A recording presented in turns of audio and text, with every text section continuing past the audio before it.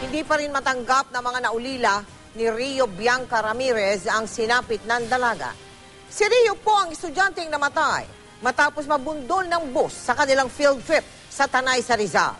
Pinag-aaralan na ng kanyang mga kaanak ang pagsasampa ng reklamo laban sa driver, sa bus company, sa operator at sa eskwelahan ng biktima.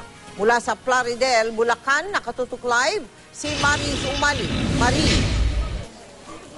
Mel, sa panalangin na lamang kumukuha ng lakas sa mga kaanak at kaibigan ni Rio Ramirez, ang second-year high school student na nasawi matapos masagasaan ng bus sa kanyang field trip noong Biyernes para harapin pa ang buhay matapos nga mangyari ang maituturing nilang pinakamalaking dagok sa kanilang buhay.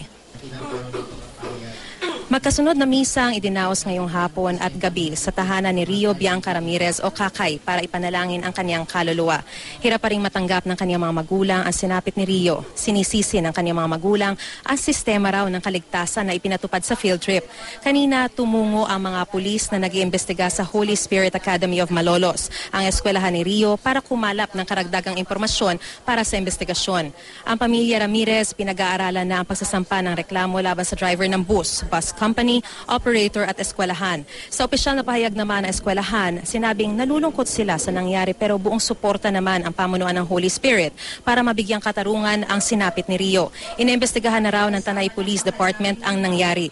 Sa buong maghapon, tuloy ang pagdating ng kanyang mga kaklase at guro sa lamay ni Rio. Patunay kung gaano lubos na minamahal ang dalagita. Samantala, hindi naman nagpaunlak ng panayam ang pamilya ni Pamela Joyce Ann Enriquez, ang kaklase ni Rio na nasagasaan din ng bus. Nananatili siyang nasa ospital. Bukas nakatakda siyang operahan sa Balakang. Stable naman, Mel, ang sitwasyon ni Enriquez. Senseless death po. Kasi ma'am, sa part, kailangan safety nest po ba? Yung driver po kasi nag-park ng pa-incline, may isang kalso, isa lang ang kalso sa gulong. May mga bata sa loob ng bus, binuksan niya ang aircon, bumaba daw po siya para kumuha ng tubig at lagyan ng tubig ang radiation. Anong klaseng bus yung bulok yun? Bago ka mag-drive, hindi ka dapat mag-park sa palusong. At kung ikaw'y naka-park man, dapat ang gulong mo nakadiretso doon sa sidewalk. So pag umusod yun, diretso. Ba't ang gulong mo diretso pa baba? So, bakit ka mag-i-start at iiwanan mo? May sundalo ka eh. May teacher ka. Kaninong pagkukulang?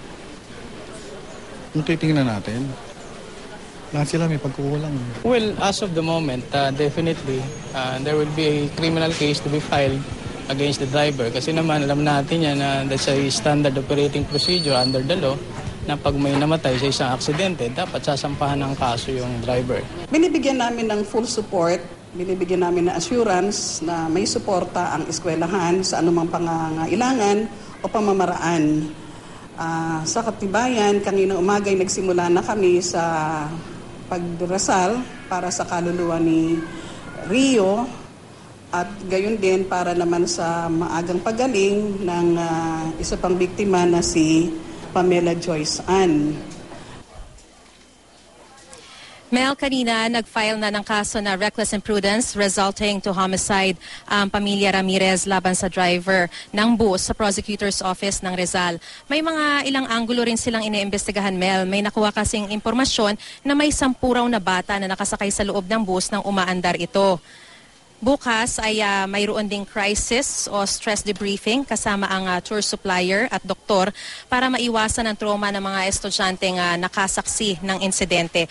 Ngayong gabi naman, Mel, ay may nakatakdang vigil. Sa Miyerkules ay dadalhin sa Holy Spirit ang labi ni Rio para sa public viewing at necrological service. At sa Miyerkules din, 2:00 ng hapon, yun po ay Ash Wednesday, ay nakatakdang ilibing si Rio sa Bulacan, Bulacan. Mel? Maris, pakikwento mo nga lang paano nasagasaan si Rio?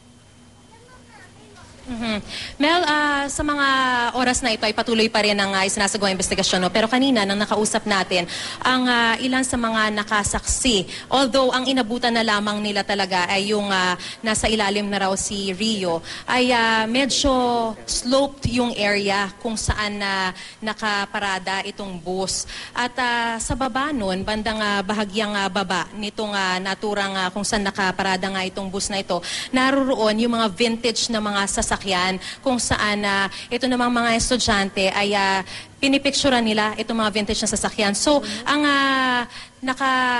talikod sila dun sa bus, Mel, nakaharap sila dun sa mga vintage na mga sasakyan. So hindi nila inaasahan, hindi nila nakita na palusong na pala, pababa na itong bus habang nagpipicture taking pa sila. Kaya nung mangyari yung insidente, si Pamela, yung isa sa mga sugatan na nasa ospital pa rin ngayon, ay tinamaan siya sa may bandang balakang habang si Rio naman ay nabundol at pumailalim at nagulungan pa raw umano ng bus na ito. Mel? Maraming salamat sa iyo, Mariz Umali.